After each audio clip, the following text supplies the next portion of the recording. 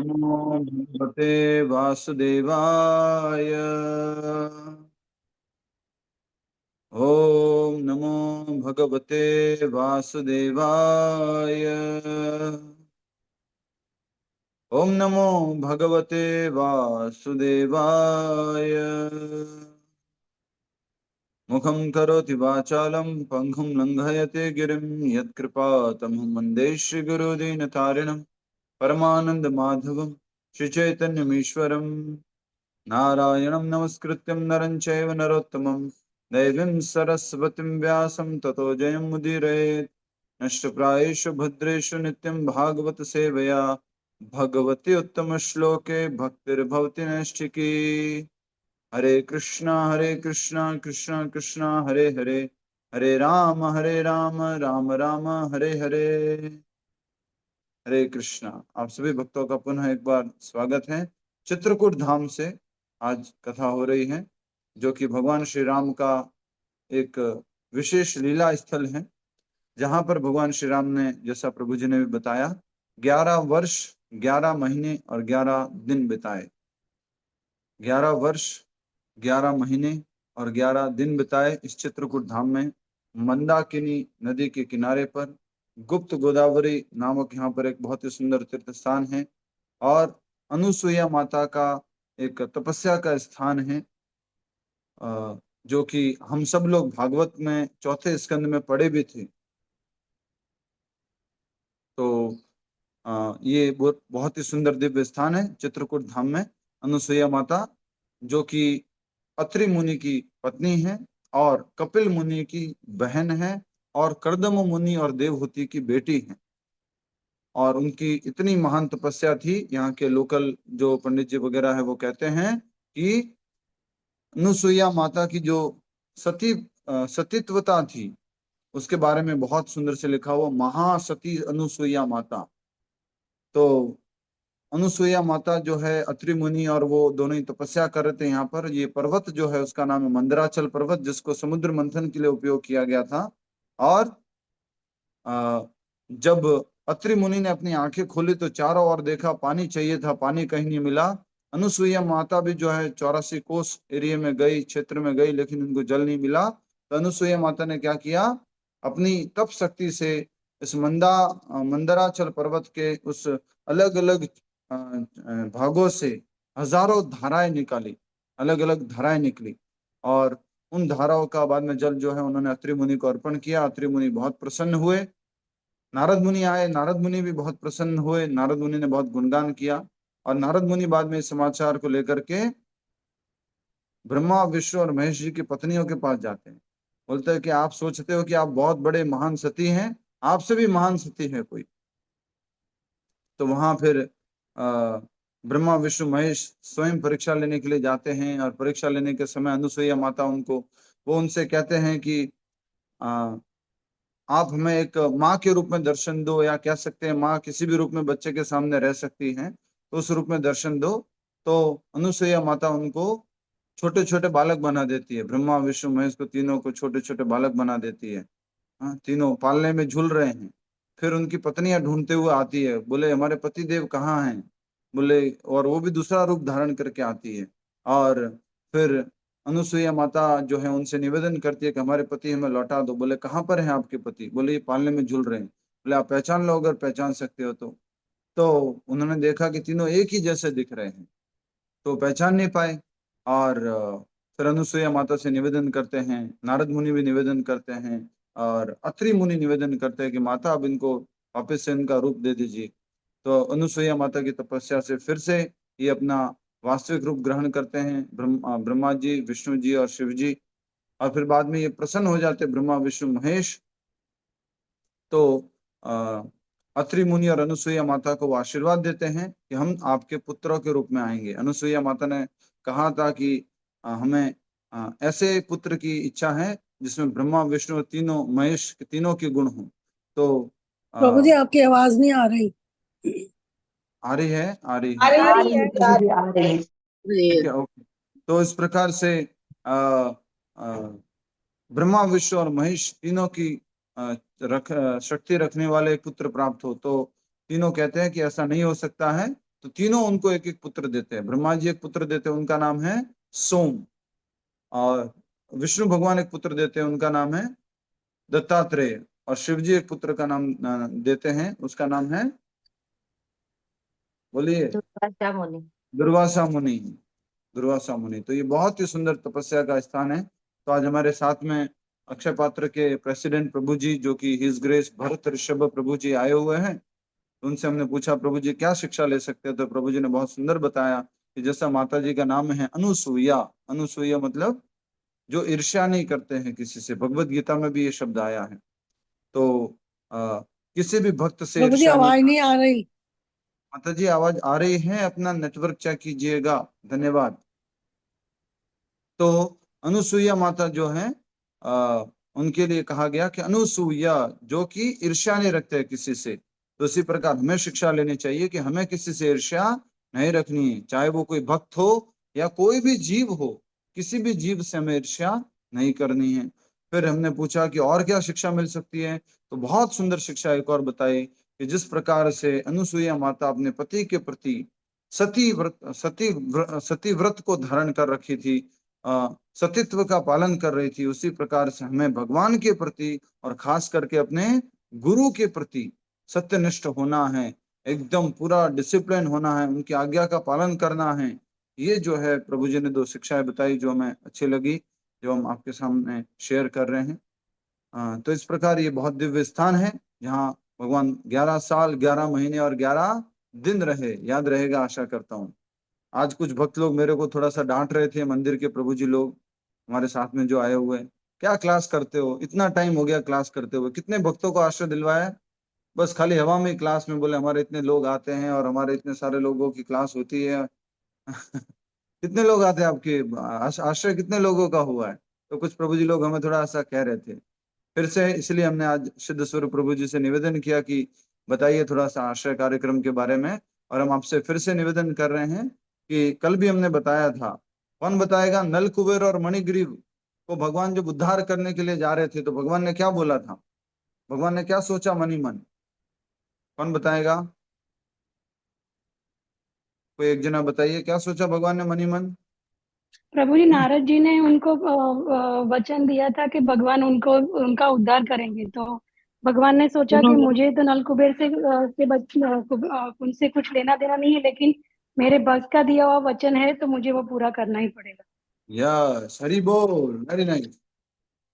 तो भगवान जब नल कुबेर और मणिग्रीव जो कि यमला अर्जुन वृक्ष बन करके नंद महाराज के आंगन में खड़े थे, तो भगवान जो कि उनके पीछे ओखली बंधी हुई थी, दामोदर लीला हो रही थी, तो भगवान जब ओखली से खींचते हुए, ओखली को खींचते हुए आगे की तरफ बढ़ रहे थे, तो भगवान सोच रहे हैं मुझे कोई सरोकार नहीं है इन पेड़ों से, मुझे कोई मतलब नहीं है इन यमला अर्जुन वृक्षों से, कुबेर के इन दो पुत्रों से, लेकिन मेरे शुद्ध भक्त नारद मुनि ने इनको ऐसा आश्वासन दिया है कि भगवान आएंगे, भगवान तुम्हें दर्शन देंगे और तुम्हें मुक्ति मिलेगी। इसलिए क्योंकि नारद मुनि मेरे शुद्ध भक्त ने इनको वचन दिया है, इसलिए मैं जाऊंगा और इनका उद्धार करूंगा। तो इसलिए हमने कल देखा कि प्रमाणिक गुरु का होना कितना आवश्यक है, और उनकी कृपा से ही हम भगवान को प्राप्त कर सकते हैं। कल हमने ये समझा था दामोदर लीला में, नलकुबेर और मणिग्रीव की मुक्ति लीला में। ठीक है, धन्यवाद। हरे कृष्णा। अब आज का हम कथा शुरू करते हैं। आज का अध्याय संख्या कितनी होगी? 64। 64। अध्याय का शीर्षक क्या है? श्री कृष्ण की बाल्य लीलाएं। की बाल्य लीला। मैं रिक्वेस्ट करूंगा भावना जी से कि आप कृपया करके, हमारे पास पुस्तक नहीं है तो आप शेयर कर पाएंगे तो मैं ठीक लगेगा, हिंदी में अगर कुछ शेयर कर देंगे तो। यस, श्री कृष्ण की बाल लीलाएं, अध्याय का संख्या हो गया 63। आप लोग लिख लीजिए क्योंकि इस पुस्तक में लिखी हुई नहीं है। 64। अच्छा, ओके ओके ओके, 64, ठीक है। तो यहीं से शुरू होता है, जो कि स्क्रीन पर भी आप देख पा रहे हैं। हम यहाँ से भी पढ़ने की कोशिश करेंगे।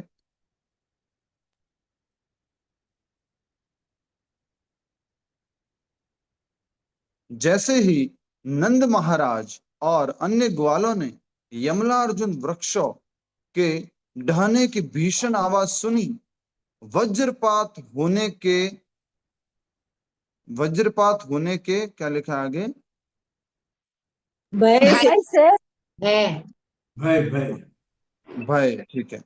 नहीं दिख रहा है पर वो थोड़ा मुड़ा हुआ है इसलिए छुप रहा है, बस दिख रहा है, बाकी तो वज्रपात होने के भय से वे तुरंत वहां से दौड़े आए। उन वृक्षों को गिरा देखकर सब लोग चकित रह गए। इनके गिरने के पीछे क्या कारण हो सकता है, यह उनकी समझ से परे थे।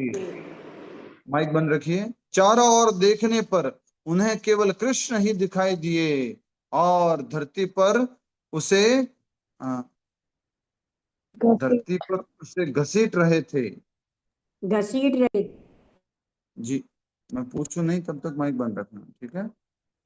धरती पर उसे घसीट रहे थे, ऐसे करके सब लोगों को क्या दिख रहे हैं, भगवान श्री कृष्ण दिख रहे हैं। और ये यमला अर्जुन वृक्ष जो है टूट चुके थे, और ये भीषण जो आवाज आई, गर्जना जो हुई, इस आवाज को सुन करके सब वहां पर आए और सब लोग चकित रह गए कि कैसे ये वृक्ष गिर गए हैं, उनके पीछे क्या कारण हो सकता है।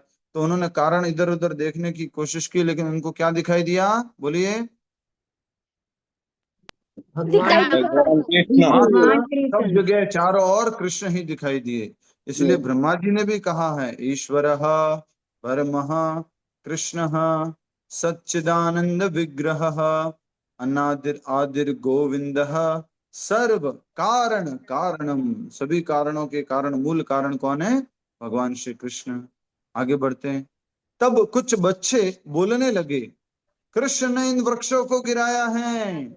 जब वह इन दोनों वृक्षों के बीच में स्थित हैं, स्थित थे।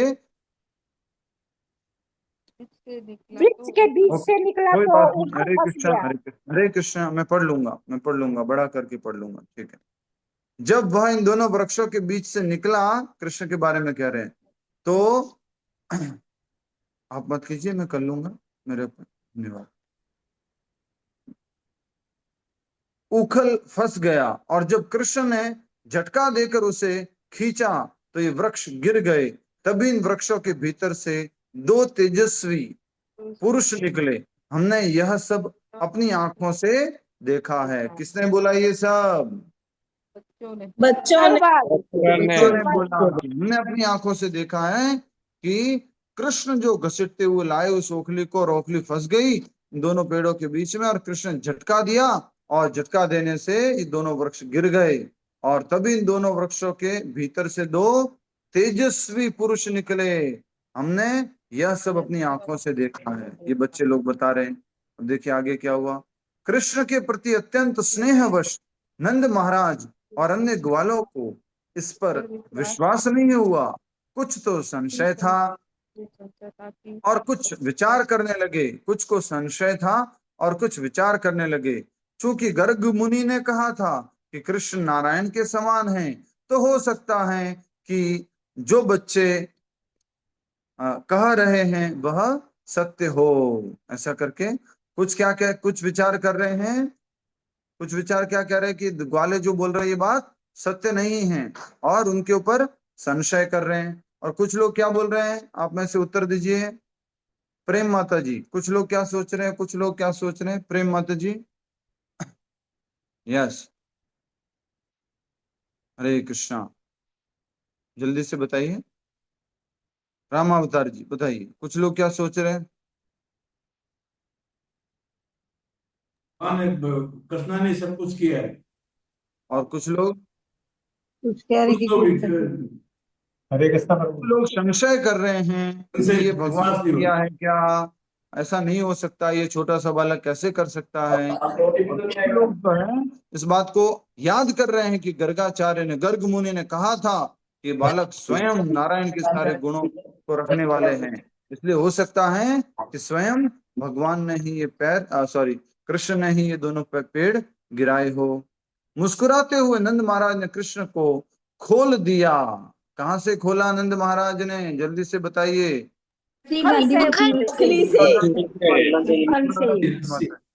अनुराधा सोनी माता जी बताएंगे कहां से खोला नंद महाराज ने।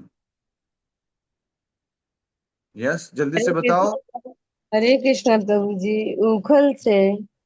हाँ, ओखल से, बहुत बढ़िया। ओखल जो कि भगवान श्री कृष्ण को रस्सी से मैया यशोदा ने बांधा था, और इस लीला में भगवान का नाम हुआ दामोदर। दाम मतलब रस्सी, उदर मतलब पेट, ठीक है।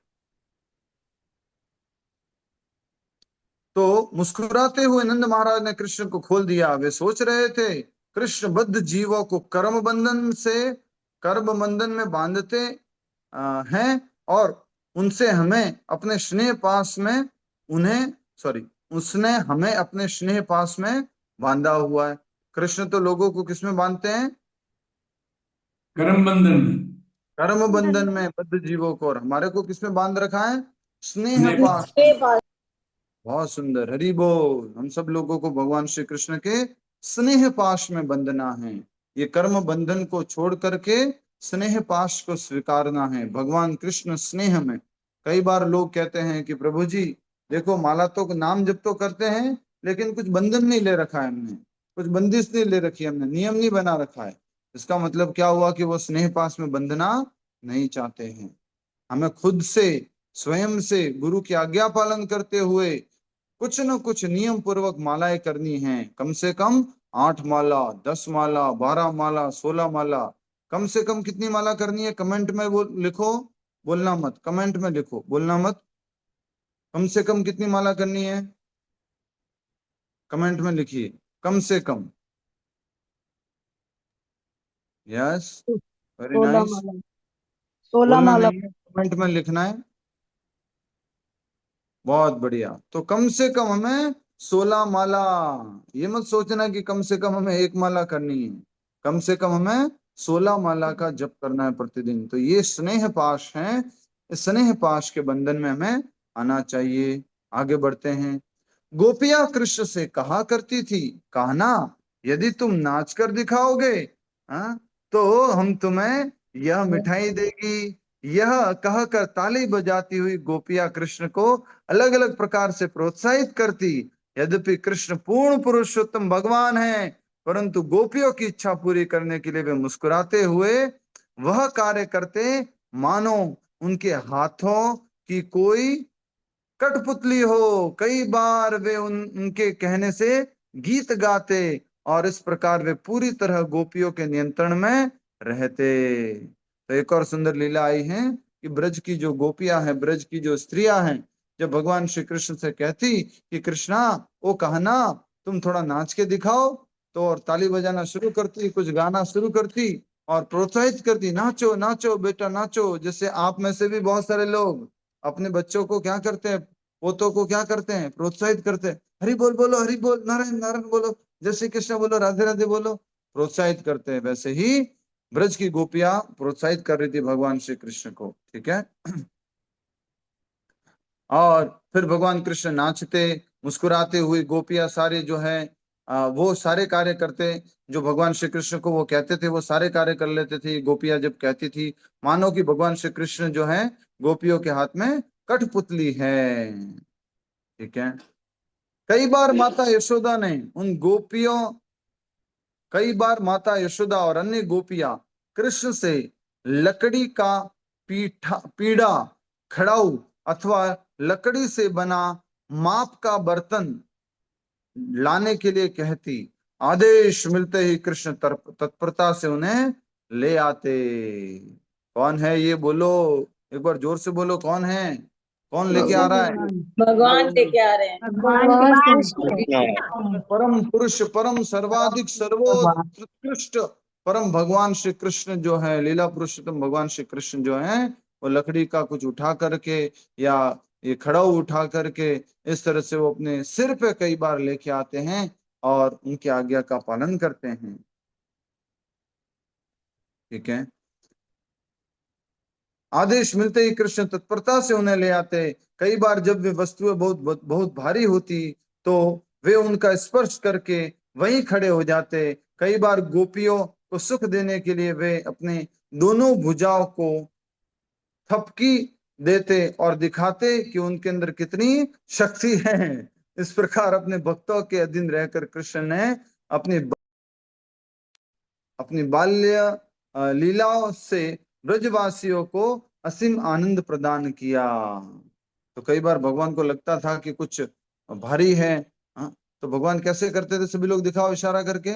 छोटा सा बालक कान्हा कैसे करता था? इशारा करके दिखाओ। ऐसे कैसे? उषा भूषण माता जी, ऐसे कैसे इशारा होता है? कैसे इशारा करते थे? यस, रीमा पटेल जी बताइए कैसे इशारा करते थे? इंदु सिन्हा माता जी बताइए कैसे इशारा करते थे भगवान? प्रेम माता जी बताइए। नहीं बता रहे हैं? बहुत बहुत धन्यवाद। ठीक है, हम ही बता देते हैं। तो ऐसे इशारा करते थे, ये देखो मैं ताकतवर हूँ। अरे रामावतार जी, गुस्सा थोड़ी ना मारना है कि हैं? गुस्सा नहीं मारना है, ऐसे दिखाते थे कि देखो मैं ताकतवर हूँ, अभी उठा लूंगा। ठीक है। बहुत आनंद किया रामावतार जी ने यात्रा में, खूब हंसाया है। वाह। आगे बढ़ते हैं। और इस प्रकार से भगवान श्री कृष्ण बहुत आनंद प्रदान करते ब्रज के सारे लोगों को, कि दिखाते मेरे अंदर कितनी शक्ति है। इस प्रकार अपने भक्तों के अधीन रहकर कृष्ण ने अपनी बाल्य लीलाओं से ब्रजवासियों को असीम आनंद प्रदान किया। भक्तों के अधीन रहकर, भगवान किसी के अधीन नहीं होते हैं। किसके अधीन हो जाते हैं भगवान? बोलो। भक्तों अपने के अधीन भक्तों हो के। जाते हैं। भगत के वश में है भगवान, भगत के वश में है भगवान। सुना हुआ होगा आपने। ठीक है, आगे बढ़ते हैं। एक दिन ब्रज में फल बेचने वाली एक स्त्री आई और आवाज देने लगी, ताजे फल ले लो, रसीले मीठे फल ले लो। इसे सुनकर कृष्ण ने अपनी अंजुली में अनाज भरा और उनके बदले फल लेने के लिए वहां बाहर दौड़े आए।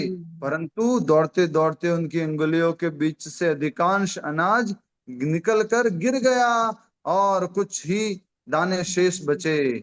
उस फल वाले ने भी कृष्ण की खाली अंजुली देखकर कृष्ण की झोली फलों से भर दी।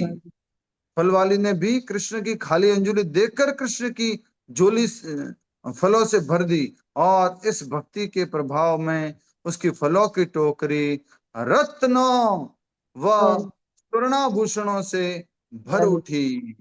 हरि बोल। दर्शन करा सकते ये वाले दर्शन सब भक्तों को, कि जब फल बेचने वाले आई, मीठे मीठे रसीले फल ले लो, फल ले लो, फल। तो कृष्ण भगवान ने क्या है देखा था, आप सब लोग दर्शन कर सकते हैं। कृष्ण भगवान ने देखा था कि नंद महाराज और यशोदा मैया फल वाली से कैसे फल लेते थे? कैसे फल लेते थे? अनाज देकर। अनाज के बदले। बार्टर सिस्टम थी अनाज प्रभु जी। देकर। ठीक है, तो भगवान कृष्ण भी घर के अंदर से अनाज अंगुली अंजुली में भर करके लेके आ रहे थे, दौड़ते हुए, थोड़ा सा ऐसे ऐसे ऐसे होते हुए। लेकिन आते आते तो क्या हो गया कि अंजुली से अनाज सारा निकल कर गिर गया। अब ये रोने लगे, मैं फल कैसे लूंगा? तो जो फल वाली थी उन्होंने बहुत प्रेम पूर्वक देखा उनको, भगवान श्री कृष्ण को, और वो खूब आकर्षित हो गई थी भगवान कृष्ण से, बाल्य स्वरूप से खूब आकर्षित हो गई थी। और उन्होंने फिर भगवान श्री कृष्ण को बहुत सारे फल दिए, और जैसे ही फल दिए तो वो फलों की टोकरी में क्या आ गए? रत्नाभूषण, सोना चांदी और अलग अलग प्रकार के रत्न आ गए। हरि बोल, हरि बोल, हरि बोल। भगवान कृष्ण तो गीता में भी बोल रहे हैं, पत्रम पुष्पम फलम तोयम। पत्र अर्पण कर लो, पुष्प अर्पण कर लो, फल अर्पण कर लो, मैं स्वीकार कर लूंगा अगर तुम प्रेम पूर्वक करेंगे। और वही किया जो फल वाली है। उसने प्रेम पूर्वक, बिना सोचे कि कितने दाने हाथ में हैं, कुछ दे पाएगा कि नहीं, उन्होंने जो है प्रेम पूर्वक फल दे दिए भगवान श्री कृष्ण को। और कृष्ण भगवान ने क्या दिया फिर? उसका टोकरी भर करके इतने सारे रत्न आभूषण दे दिए। ऐसा कहा जाता है कि भगवान को जब आप कुछ अर्पण करते हो तो करोड़ों गुना बढ़ करके आपको रेसिप्रोकेशन में मिलता है। लेकिन भक्त लोग ऐसी इच्छा, बोलो बोलो, भक्त लोग ऐसी इच्छा नहीं करते हैं। नहीं तो उनको रेसिप्रोकेशन में खूब मिल सकता है, बहुत सारी वस्तुएं मिल सकती है, लेकिन भक्त ऐसी इच्छा नहीं करते। तो ये बहुत ही सुंदर दर्शन किए हमने, कि इस प्रकार से फल वाले को भगवान ने रेसिप्रोकेट करके इतने सारे रत्न आभूषण दिए। अब हम आगे की लीला पढ़ने जा रहे हैं। जी, तो एक और बात हमें याद आई थी। हरे कृष्ण। एक और बात हमें याद आई थी कि भगवान श्री कृष्ण अंजलि भर के दिए। भगवान को कुछ देना चाहिए। भगवान को हमें कुछ न कुछ अर्पण करना है प्रेम पूर्वक, तो भगवान उसको स्वीकार करते हैं। यस। और एक और बात थी, मैं भूल गया। चलो ठीक है, आगे बढ़ते हैं, फिर याद आएगी तो बताऊंगा।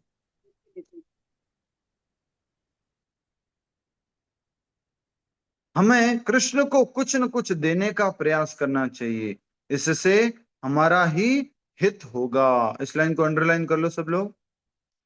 हमें कृष्ण को कुछ न कुछ देने का प्रयास करना चाहिए, इससे हमारा ही हित होगा, हमारा ही भला होगा। हमारे पास सबसे बढ़िया वस्तु क्या है कृष्ण को देने के लिए, कौन बताएगा? सबसे महंगी वस्तु जो हमारे मन। पास है कृष्ण को देने। मन। मंत्र। नाम नाम जप। भक्ति। और कोई बोलो। सबसे महंगी वस्तु हमारे समय समय समय। हमें भगवान श्री कृष्ण को समय देना शुरू करना है, और समय देंगे तो ये संबंध क्या होगा? स्ट्रांग होगा, मजबूत होगा। हमारा और भगवान श्री कृष्ण का संबंध जो भी कमजोर है वो कैसा हो जाएगा? ताकतवर, बलिष्ठ हो जाएगा। समय देने मात्र से बहुत स्ट्रांग हो जाएगा। इसलिए हमें समय देना है भगवान श्री कृष्ण। आइए आगे बढ़ते हैं।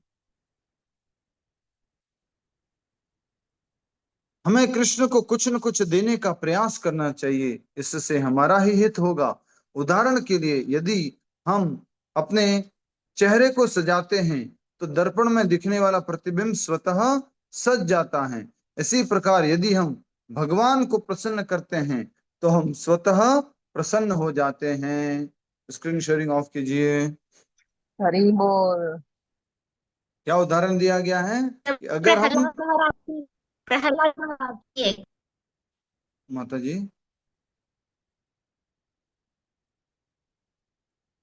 बीच में नहीं बोलना है। प्रहलाद महाराज की भी यही। रुको रुको रुको रुको प्लीज रुको। ठीक है, उदाहरण क्या दिया गया है कि अगर हम दर्पण में देख करके अपने आप को सजा रहे हैं तो हम तो सज रहे हैं, ये वाला चेहरा तो सज ही रहा है, लेकिन जो दर्पण के अंदर प्रतिबिंब दिख रहा है वो भी सज रहा है। समझ में आ रहा है आपको? दर्पण में जब हम अपना चेहरा देख रहे हैं तो वो भी सज रहा है, वो भी सुंदर दिख रहा है। और दो उदाहरण और है इस प्रकार से, कौन बताएगा? दो उदाहरण इसी प्रकार से, अगर हम भगवान कृष्ण को प्रसन्न करेंगे तो हम भी प्रसन्न हो जाएंगे। तो भगवान श्री कृष्ण मूल हो गए और हम क्या हो गए? प्रतिबिंब हो गए। ये याद रखिएगा। यस, कौन बताएगा? हाथ खड़ा कीजिए। इसी प्रकार के दो और उदाहरण हैं। जड़ वाला, जड़ में रुको पानी डालो। प्लीज, मैंने बोला हाथ खड़ा करो, थोड़ा डिसिप्लिन फॉलो करो प्लीज। हाथ खड़ा करो। शुभम शुक्ला जी बताएंगे पहला उदाहरण। यस।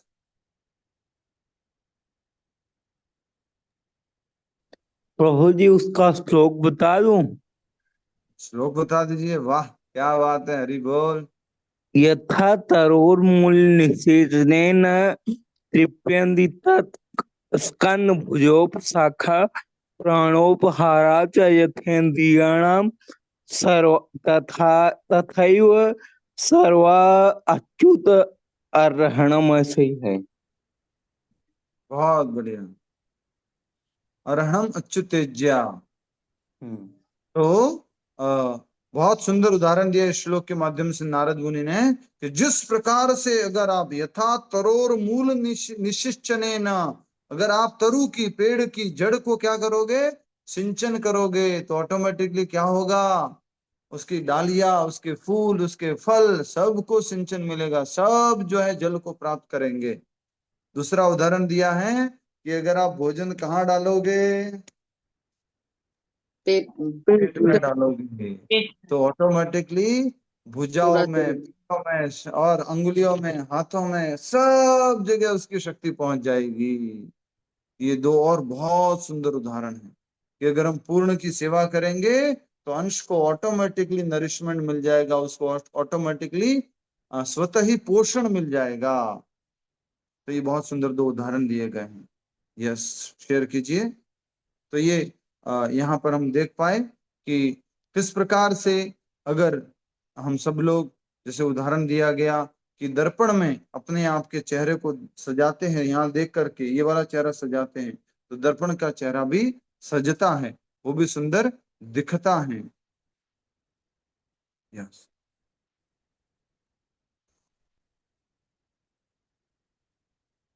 हमें कृष्ण को कुछ न कुछ देने का प्रयास करना चाहिए, इससे हमारा हमारा ही हित होगा।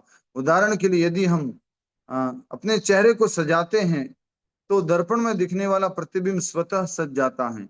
इसी प्रकार यदि हम भगवान को प्रसन्न करते हैं तो हम स्वतः प्रसन्न हो जाते हैं। एक दिन यशोदा माता ने कृष्ण बलराम को भोजन हेतु बुलाने के लिए रोहिणी देवी को भेजा।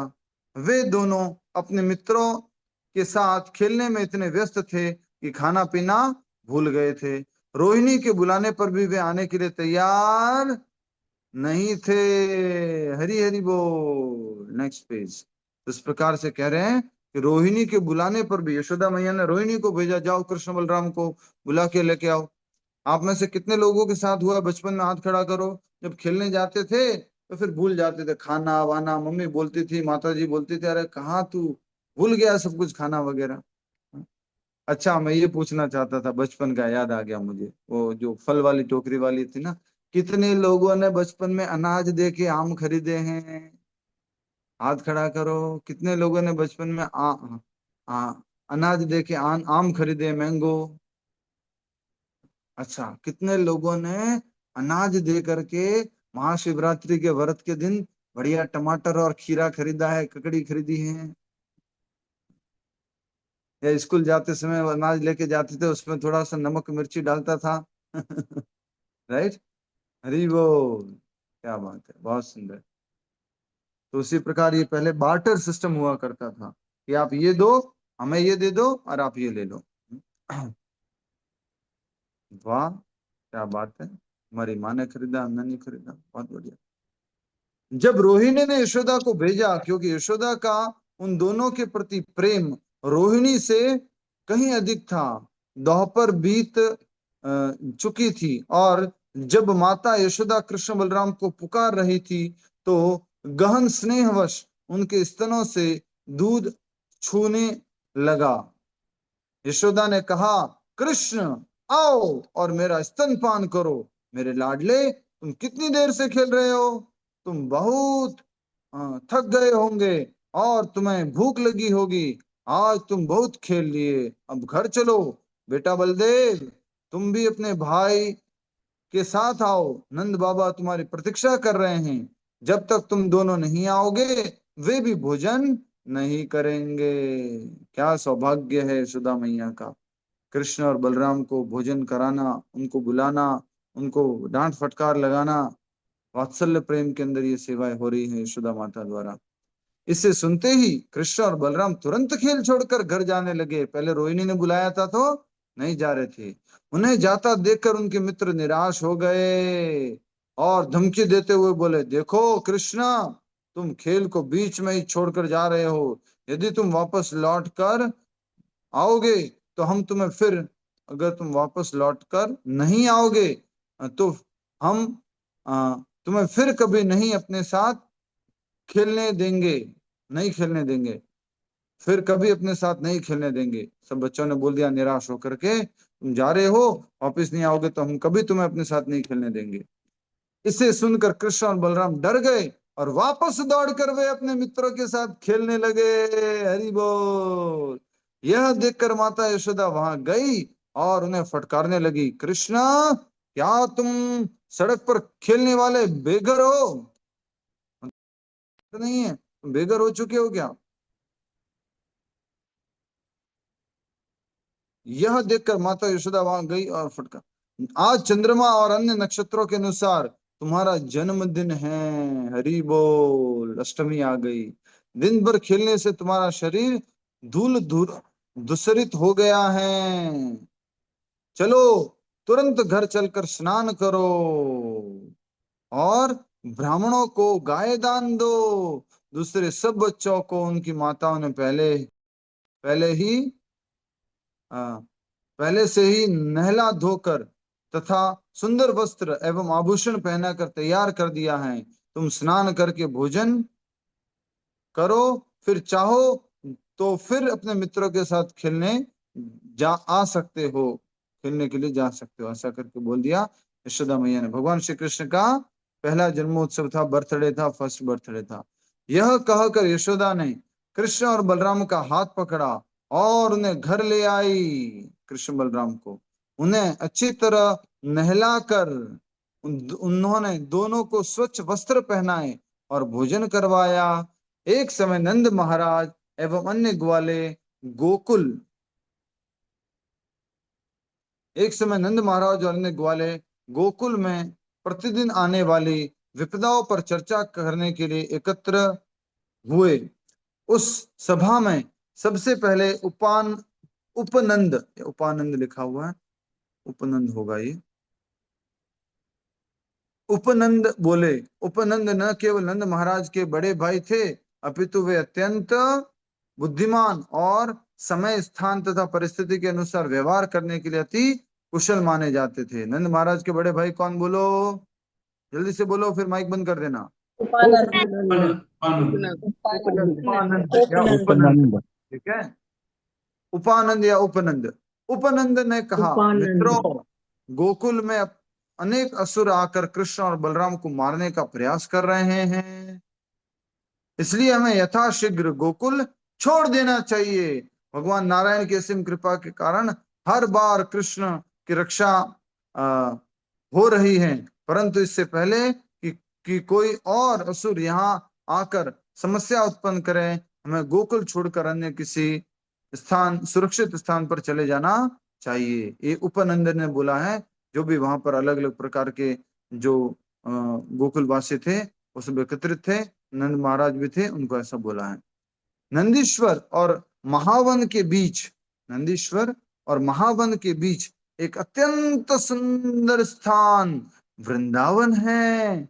हमारी गायों एवं अन्य पशुओं के लिए प्रचुर ताजी घास से भरा होने के कारण यह स्थान हमारे लिए सर्वथा उपयुक्त रहेगा। वहां अनेक सुंदर उद्यान तथा पर्वत हैं जो हमारी तथा गायों की सब आवश्यकताओं को पूरा करेंगे। हमें और प्रतीक्षा नहीं करनी चाहिए। यदि तुम सब तैयार हो तो तुरंत अपनी बैलगाड़ियों पर सामान लाद लो, गायों को आगे रखते हुए निकलने की तैयारी करो। इससे पहले ग्वाले रहने के लिए गोकुल से महावन आए थे। ग्वाले पहले पहुंच गए थे गोकुल से महावन। सब ग्वाले एक मत से तैयार हो गए। उन्होंने तुरंत अपने घर की साज सामग्री एकत्र करके बैलगाड़ियों पर लादना आरंभ कर दिया। वृद्धों, स्त्रियों तथा बच्चों को बैलगाड़ी में बिठाकर तथा गायों को सबसे आगे रख कर ग्वालों ने धनुष बाण उठाए, सिंगों से बने बिगुल बजाए और ब्राह्मण के संग में अपनी यात्रा आरंभ कर दी। ब्राह्मणों के संग में उन्होंने अपनी यात्रा आरंभ कर दी। ये यात्रा कहाँ जा रही है, बोलो? वृंदावन। वृंदावन प्रभु। वृंदावन। और किसने सजेशन दिया था कि वृंदावन जाना चाहिए? उपानंद या उपनंद महाराज ने, जो नंद महाराज के बड़े भाई थे। अभी अध्याय पूरा होने में कितना पेज बचा हुआ है? एक तो ये नया पेज हो गया और एक पेज और दो इसके पीछे एक एक पेज एक ये और इसके बाद एक और, राइट? जी। ठीक है, तुम पढ़ते हैं। उसके बाद आधा और है, 2.5 पेजेस हैं टोटल। एक ये है, एक ये है और एक ये है, तो 2.5 पेज है। ठीक है, तो मैं थोड़ा देख नहीं पा रहा हूँ ढंग से। आप में से एक एक भक्त का नंबर लगाता हूँ, आप लोग पढ़ लीजिए। प्रभु मैं पढ़ूं?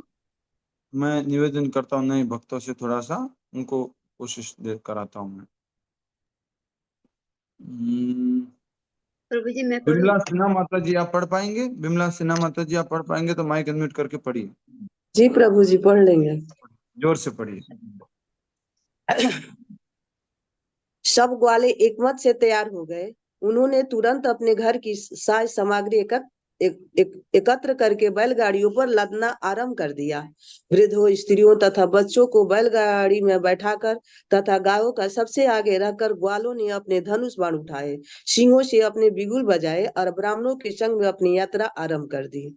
गोपियों ने अत्यंत सुंदर वस्त्र पहने हुए थे और उनके शरीर केसर से सजे थे।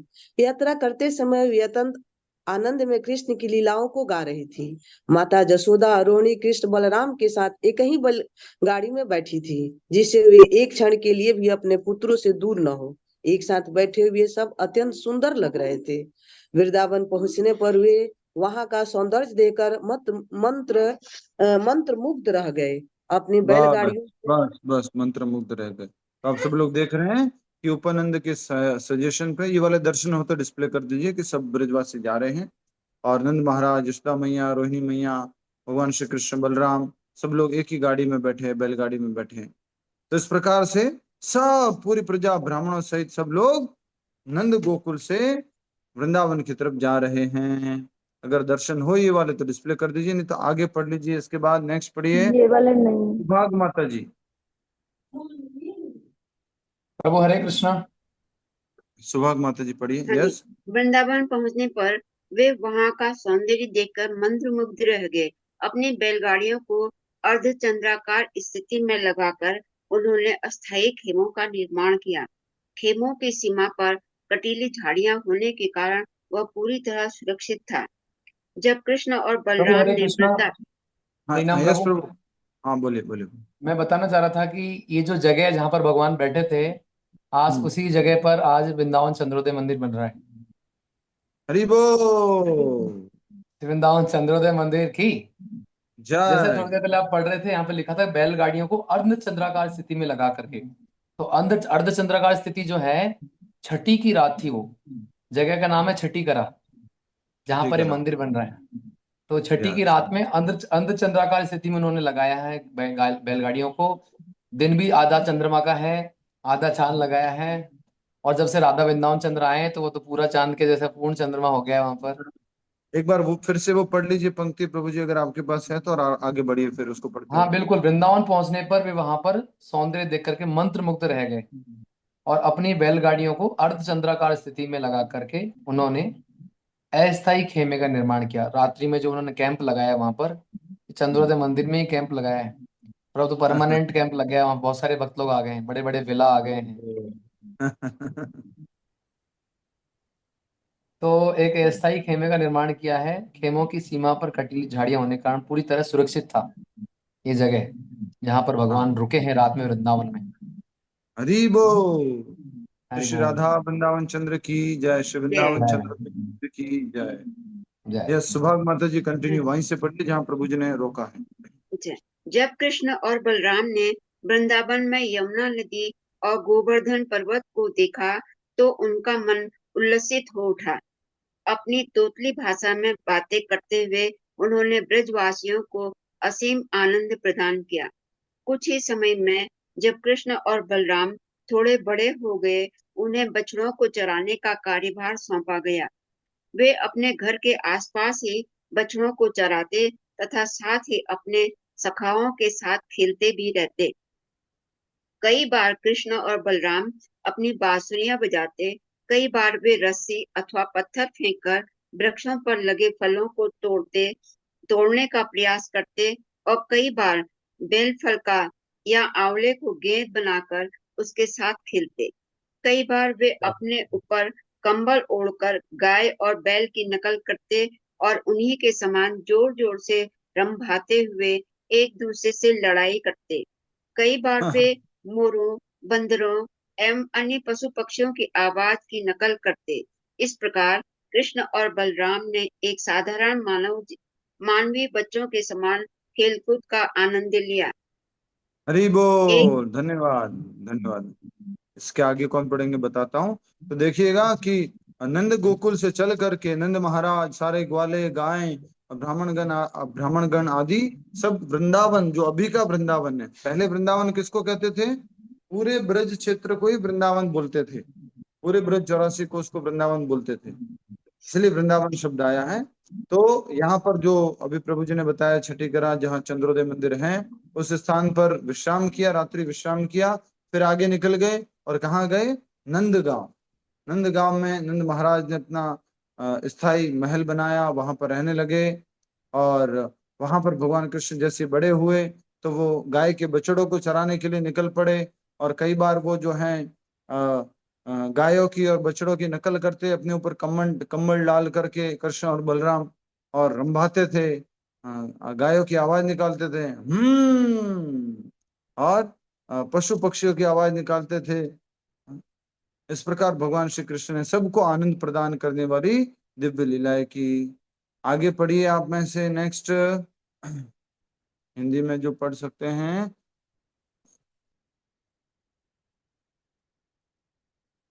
यस, रामावतार जी पढ़िए, माइक अनम्यूट करके।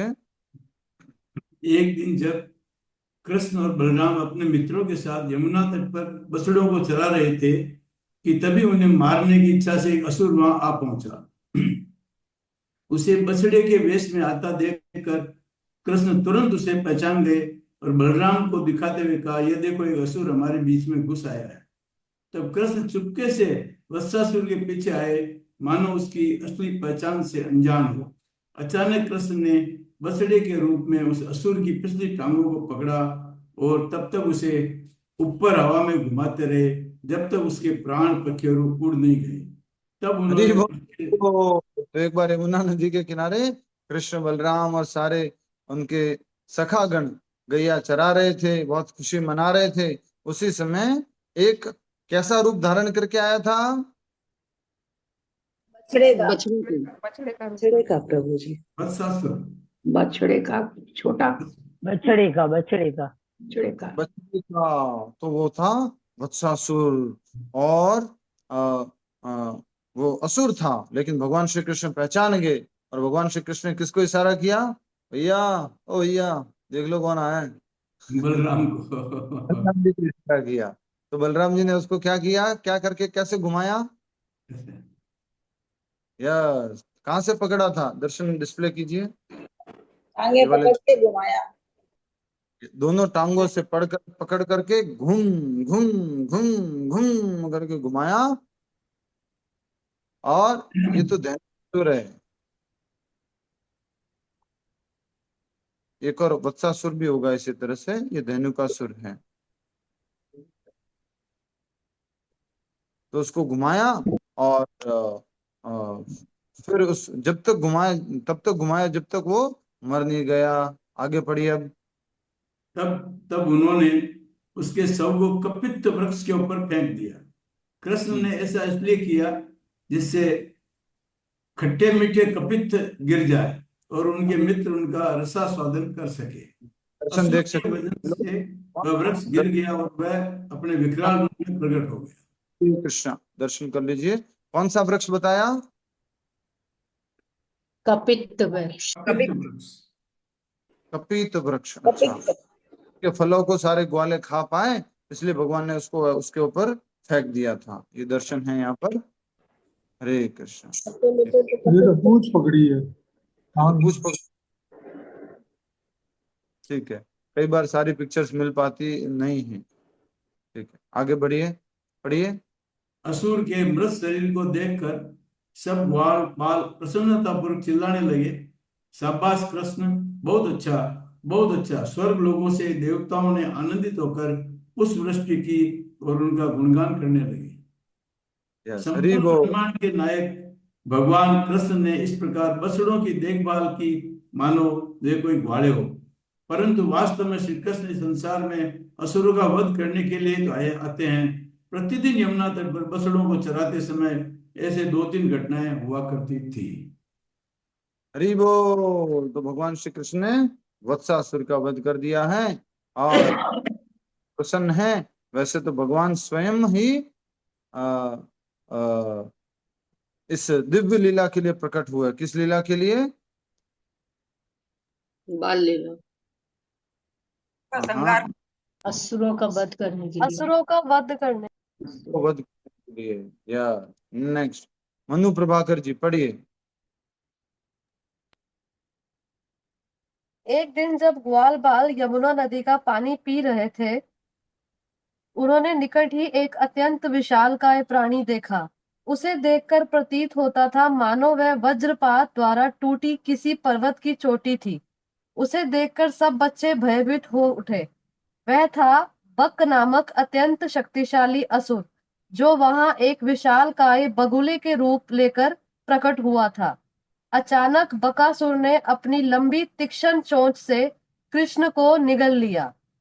जब बलराम एवं अन्य बच्चों ने यह दृश्य देखा तो वह शोक में मृतप्राय हो गए। तभी कृष्ण ने अपने शरीर को अग्नि के समान गर्म कर लिया, जिससे बकासुर का गला जलने लगा। प्रचंड अग्नि को सहन ना कर पाने के कारण उसने कृष्ण को उगल दिया। अपने सामने कृष्ण को अक्षत देख वह असुर बौखला गया और अपनी नुकीली चोंच से उन पर आक्रमण कर दिया। ये यथा मां प्रबदन्ते तास्त थे तामस्त थे भजा में हम। यद्यपि श्री कृष्ण का शरीर समस्त मधुरता का सार है, परंतु बकासुर के लिए वह असहनीय था।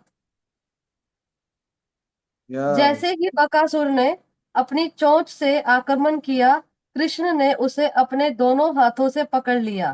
सांस रोके सब ग्वाले इस दृश्य को देख रहे थे और उनके देखते देखते कृष्ण ने उस असुर की चोंच को उसी प्रकार फाड़ दिया जिस प्रकार कोई बच्चा वीरन घास को बीच में से चीर देता है।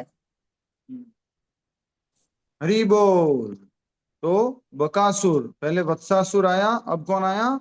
बकासुर। बकासुर कैसा रूप लेकर के आया था? बगुले का